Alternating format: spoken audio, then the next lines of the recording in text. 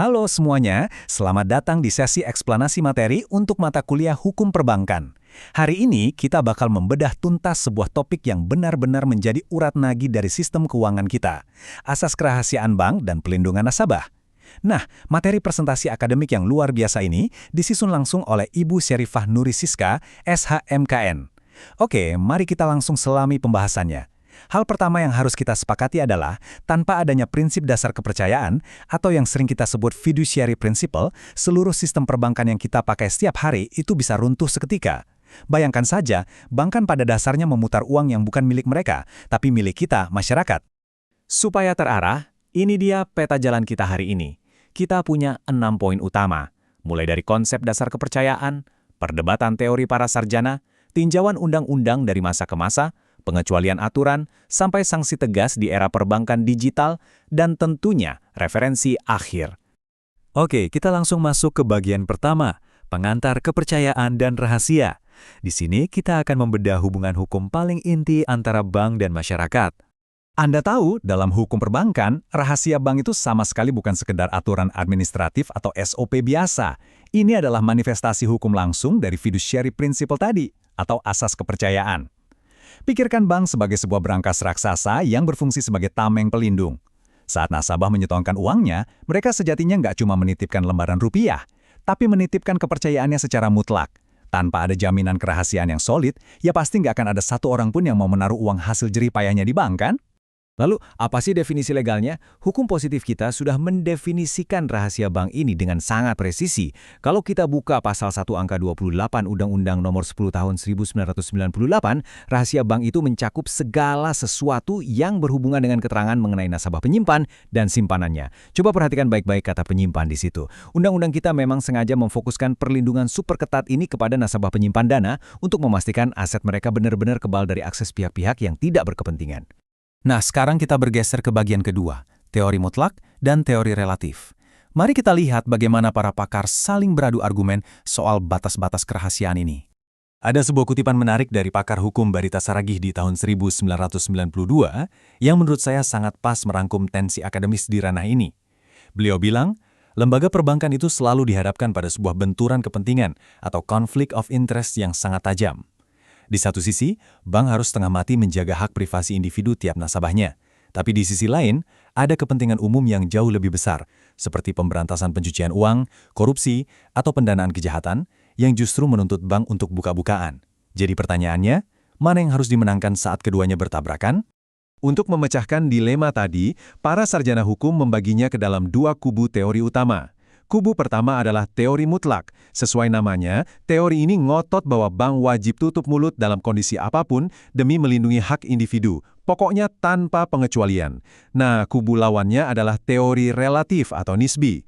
Teori ini berpandangan, oke, rahasia bank itu memang krusial, tapi bisa loh dibuka asal untuk kepentingan umum yang mendesak dan punya dasar undang-undang. Poin kuncinya di sini, Indonesia secara tegas memilih teori relatif. Kita peduli privasi pastinya, tapi kita jelas gak mau kerahasiaan bank malah jadi tempat persembunyian yang aman buat para penjahat kerah putih. Selanjutnya, di bagian ketiga, mari kita tarik mundur sedikit ke tinjauan KUH Perdata dan UU Perbankan. Kita akan lihat sejarah dan evolusinya. Ternyata, evolusi hukum perbankan kita itu sangat dinamis loh. Di era Peras 1992, perlindungan rahasia ini cuma bersandar pada prinsip dasar di KUH Perdata tentang hak milik pribadi. Terus, masuk ke tahun 1992, terbitlah UU Nomor 7 yang cakupannya luas banget. Saat itu, bank harus merahasiakan semua data, baik nasabah yang menabung maupun yang minjem uang atau debitur. Tapi, begitu kita dihantam krisis moneter, regulasi ini langsung dievaluasi besar-besaran.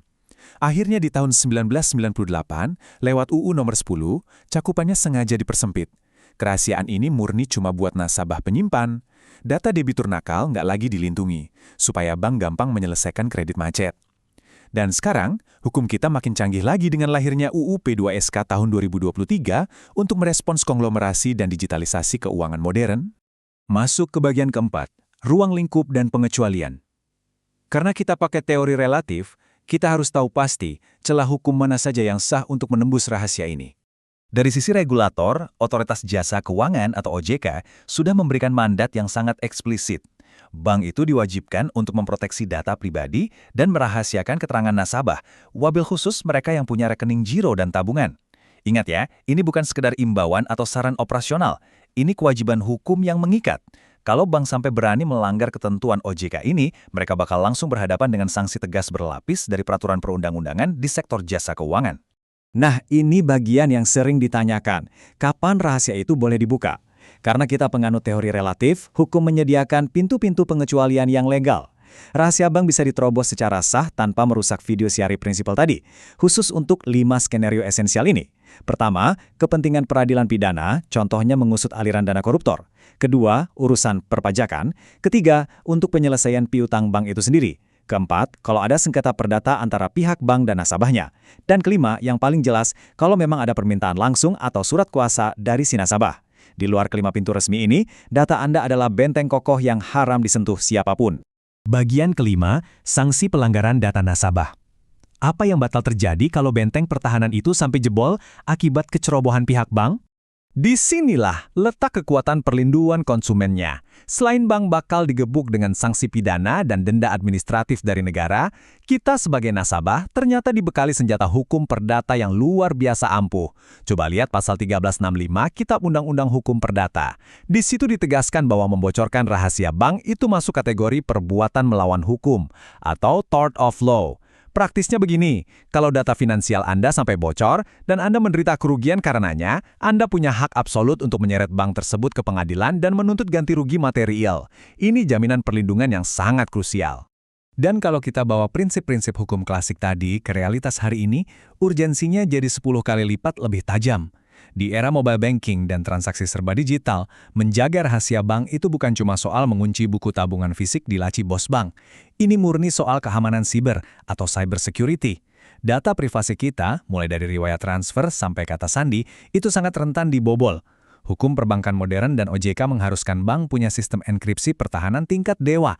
Kalau bank sampai kebobolan hacker dan data digital kita terekspos karena sistem mereka lemah, di mata hukum, itu pelanggarannya sama fatalnya dengan sengaja membocorkan data nasabah ke publik. Nggak terasa kita sudah tiba di bagian terakhir, referensi dan evaluasi pembelajaran untuk menguji sejauh mana kita menyerap materi esensial ini. Sebagai landasan akademis kita, ini dia daftar pustaka formal yang menjadi tulang punggung materi hari ini. Semuanya digali dari literatur pakar hukum ternama seperti Andrian Sutedi dan Joni S. Ghazali, serta tentu saja regulasi perundang-undangan positif yang berlaku di Indonesia saat ini. Sebelum kita akhiri, saya ingin mempertegas bahwa karya presentasi eksplanasi ini didesain khusus sebagai media pengajaran terbuka. Karya dari Ibu Syarifah Nurisiska ini memang ditujukan agar bisa diakses, ditonton, dan dipelajari oleh seluruh mahasiswa hukum serta para pembelajar hukum online dimanapun Anda berada. Nah, sebagai penutup, saya nggak akan membiarkan Anda pergi begitu saja tanpa sedikit olah otak. Ini ada satu pertanyaan evaluasi akademis yang cukup menantang.